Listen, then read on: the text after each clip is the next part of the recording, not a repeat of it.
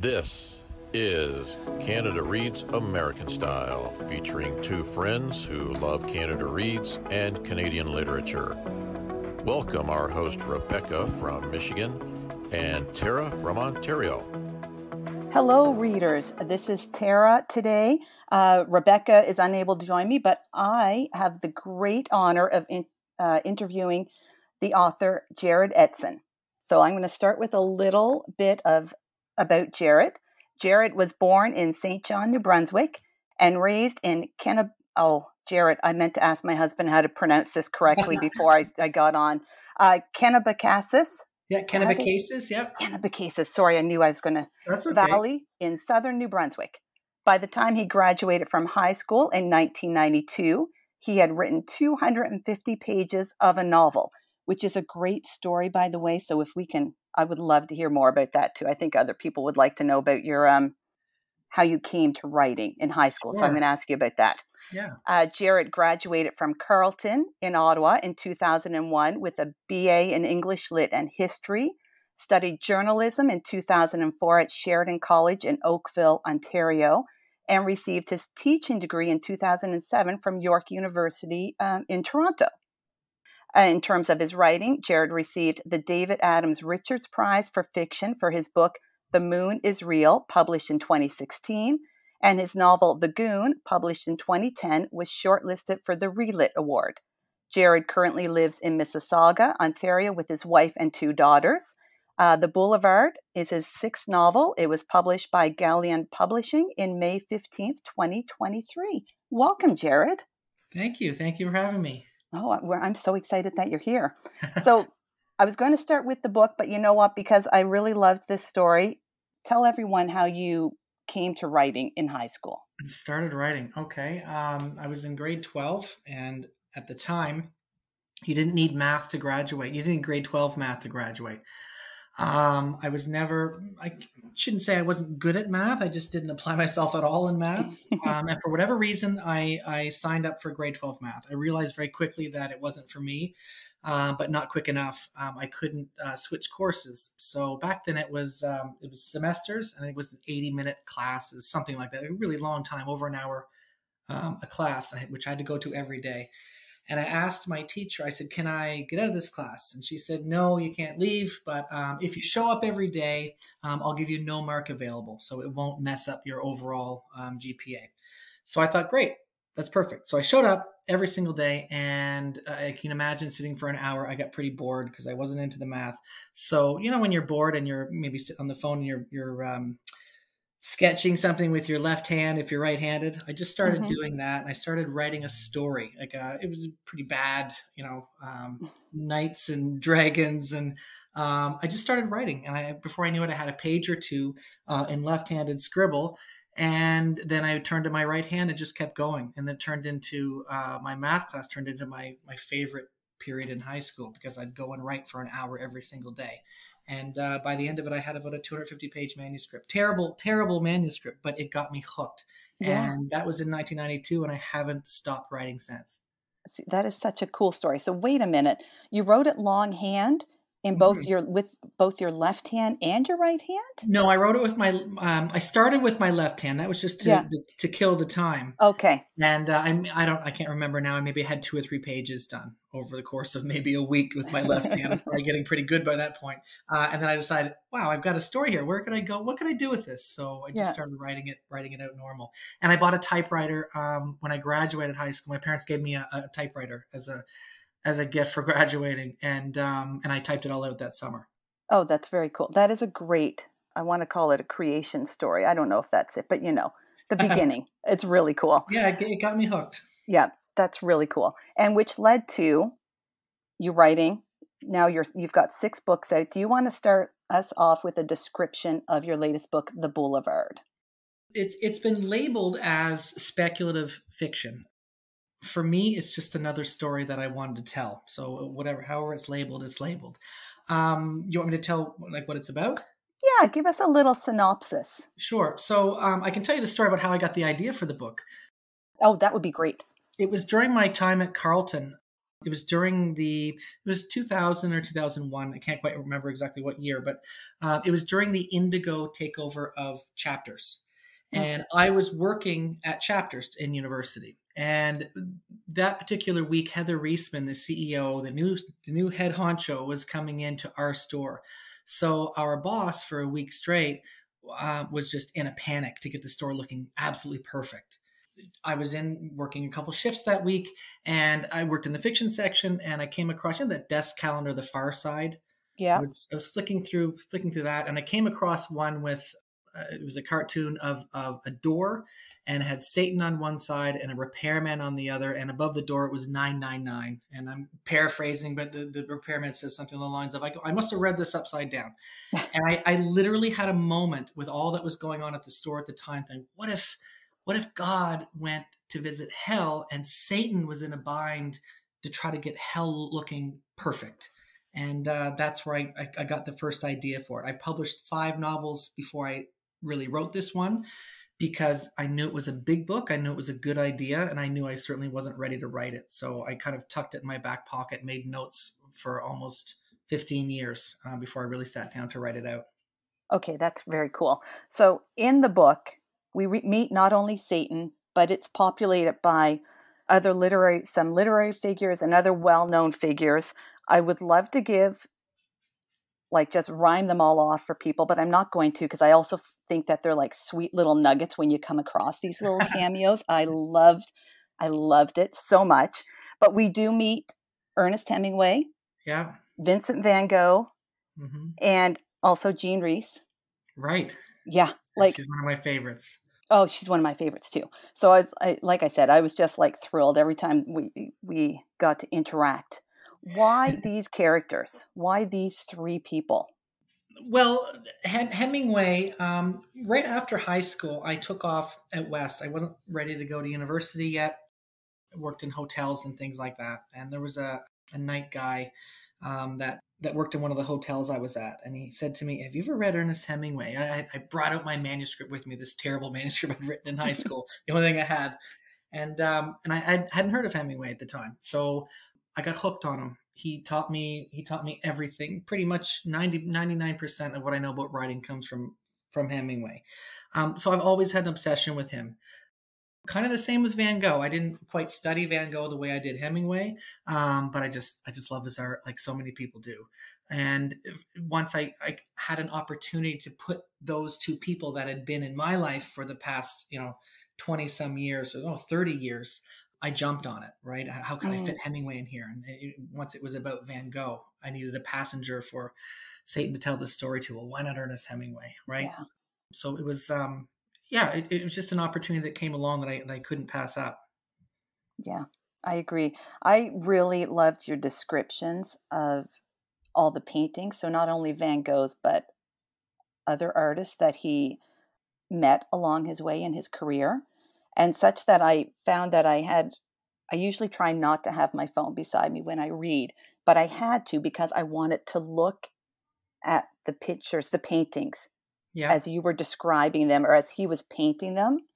And so it just was like another layer to my reading, but your descriptions were beautiful. And I loved how you incorporated details from the story into the paintings. Yeah, that was the fun part. I mean, going through the Van Gogh letters, I came up with a lot of ideas for different scenes in the book and how I could move forward with things. So that was a lot of fun. Yeah. Just kind of living the paintings. What was it? Loving Vincent, that remarkable film that came out a few years back, where it was made up of, I could be wrong, 180,000 paintings or something. That was kind of my idea to get involved with the paintings in the story, for sure. Yeah, it really brought them to life. And I've even, because he did a lot of portraits of the characters. And when I've gone and looked at the portraits, they are truly, like, their portraits are beautiful anyways, but I'm like, I feel like I know the person because of your book, like your character. Yeah. Oh. Yeah, well, the fun thing about the portraits was I can look at the portrait and imagine what had happened while he was painting it. I've been in Gaucher's garden in Auvers, so I've sat in that garden and and imagine where he might sit to do the painting with Dr. Gachet leaning over the table. In Gachet's garden, they actually still have that table with the orange top. So I got to stand in front of that. I mean, it was pretty cool. So you just looking at the painting, it's easy to imagine a story that took place around it while it was being painted, what conversations were taking place, where they were standing, things like that. With the church in Auvers, I positioned myself in what I thought would be the precise spot where Van Gogh painted it. And in one of the scenes, when he has a spell, he kind of leans up against a stone wall. Mm-hmm. And there was a stone wall there that I never would have known had I not gone there. So it was a lot of fun to immerse myself and imagine myself there when those things were being painted.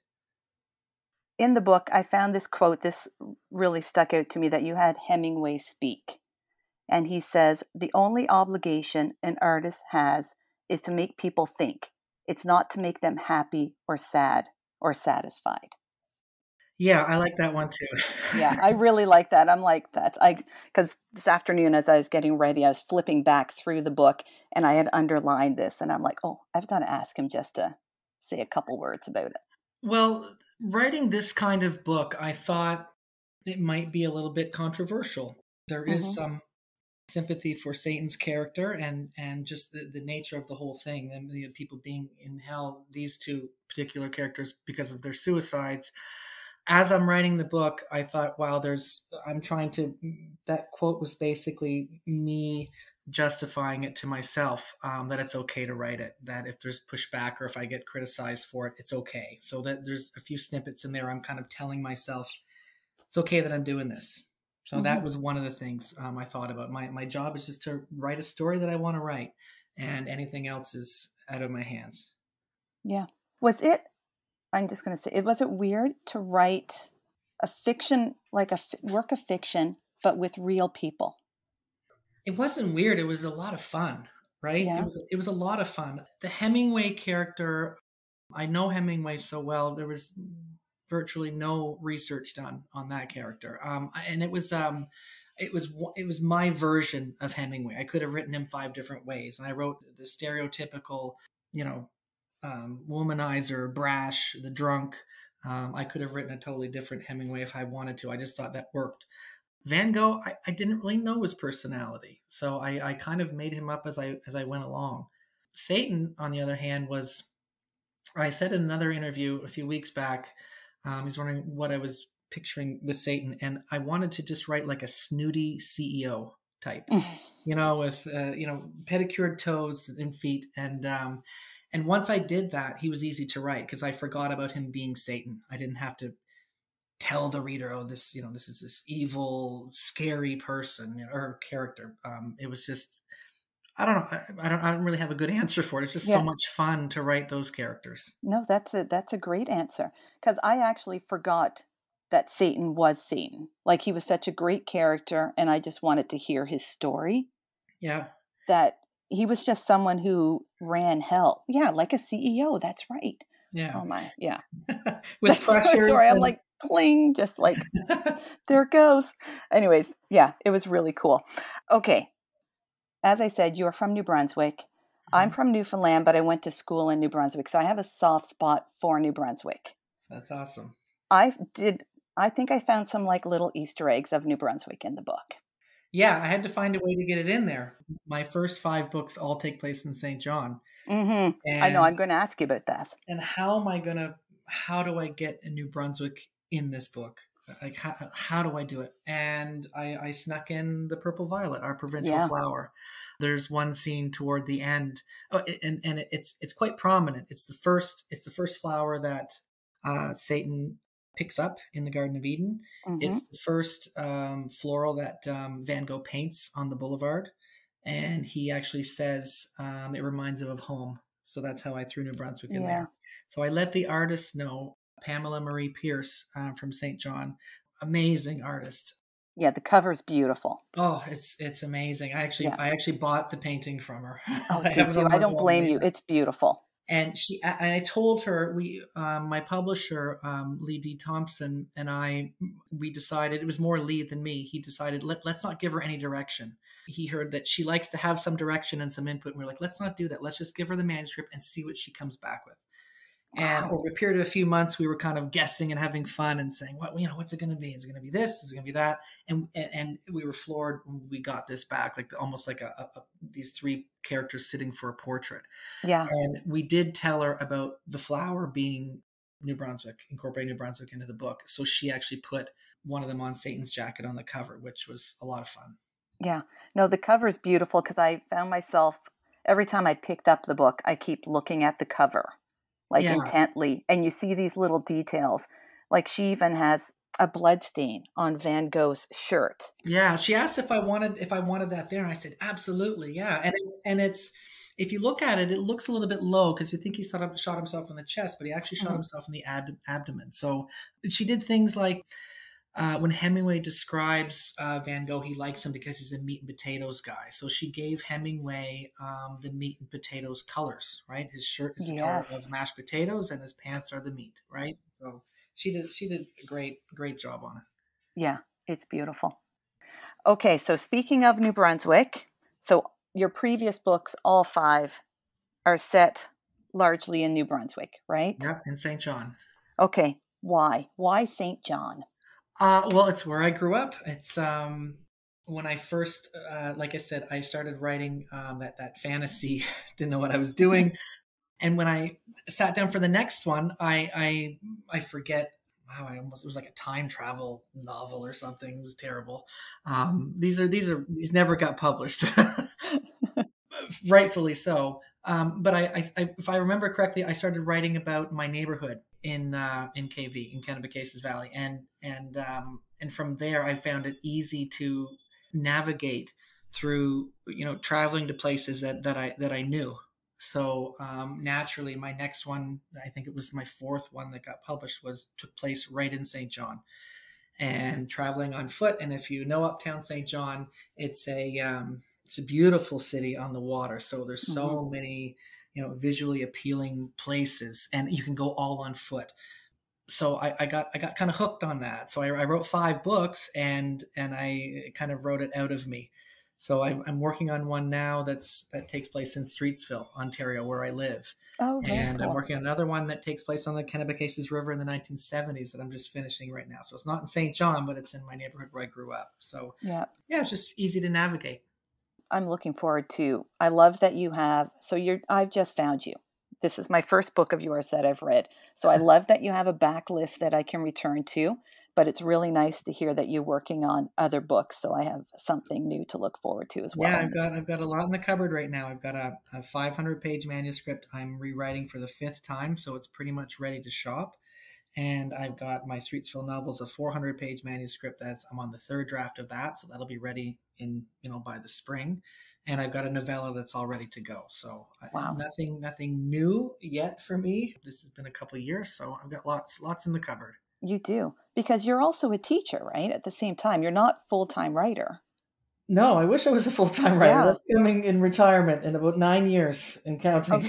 Okay.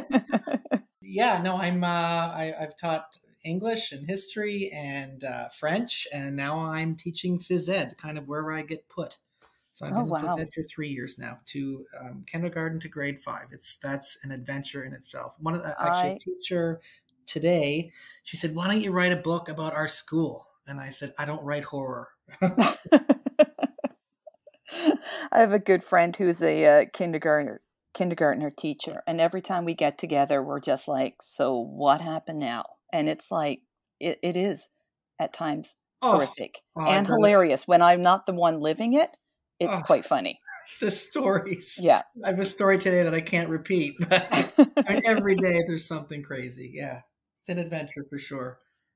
So I have to ask you, what do you like in a book? What do I like in a book? Yeah. What made me think of this is I had someone ask me when I finished this book and I loved it. They were like, "Well, what did you like about it?" And I could list off. I'm like, "Well, he did this, this, and this," and I loved it. Are there particular things you look for in a book when you're reading? I love good writing. Yeah. right? I've judged a few short story contests, and it's always about the writing for me. It's not necessarily the plot. I might not like the story, but if it's well written, it'll win it for me. So a book that I can just absorb myself into, that you just, those books where you get into and you read for an hour or so and you look up and you forget you're in the room. Yeah. Like those kinds of books. I'm not a book snob. I read everything. I don't read that much. I really don't. People think that I'm reading all the time. I'm really not. I've read a lot of books, but I'm not someone who's got, 2 or 3 books on the go all at once. I've got maybe one book at a time, and I sit down every now and then and read it, unless it's one that sucks me in. I've read the Hemingway's everything he's got like 3 times over, 4 times over. But yeah, a book that loses me. Wow. What are you reading currently? I'm reading Shoeless Joe by W.P. Kinsella, which was the novel that was Field of Dreams. Yeah. That was actually a short story by Oberon Press in Ottawa, where I published 3 novels with Oberon Press. And I actually spoke to W.P. Kinsella before he died. He was on Facebook, and I said, "Hey, I'm an Oberon writer too." And he might have wrote a line back to me. So I'm reading that right now. It's a little bit different from the film, but it's really good. I'm also reading Town That Forgot How to Breathe by Kenneth J. Harvey, a Newfoundland author, just because I've been talking so much about speculative fiction lately with this book that I was like, I got to read this. Ken Harvey's amazing. It's so good. I have not read him. Oh. Okay. Phenomenal. I have to look that up because I love Newfoundland writers, and that I am not familiar with his work. Oh, I think he's, like among the best out of Newfoundland for sure. Yeah, The Town That Forgot How to Breathe. It won the, I think it won the Thomas Riddell. I'm not sure. Could be wrong on that. I'm writing it down right now. Any favorite authors? Hemingway, David Adams Richards, Jean Reese. I love thriller writers like Graham Greene, Frederick Forsyth. I love Charles Bukowski, his poems. So a whole slew of writers that are my favorites. That's awesome. Well, thank you, Jerrod, so much for joining us today. Thank you for having me. Happy reading, everyone. Thank you for joining us on our bookish journey. If you enjoyed this episode, please consider subscribing, rating, and reviewing Canada Reads American Style wherever you listen. You can connect with the podcast and Rebecca on Instagram at Canada Reads American Style and with Tara at On a Branch Reads. Until next time, keep reading.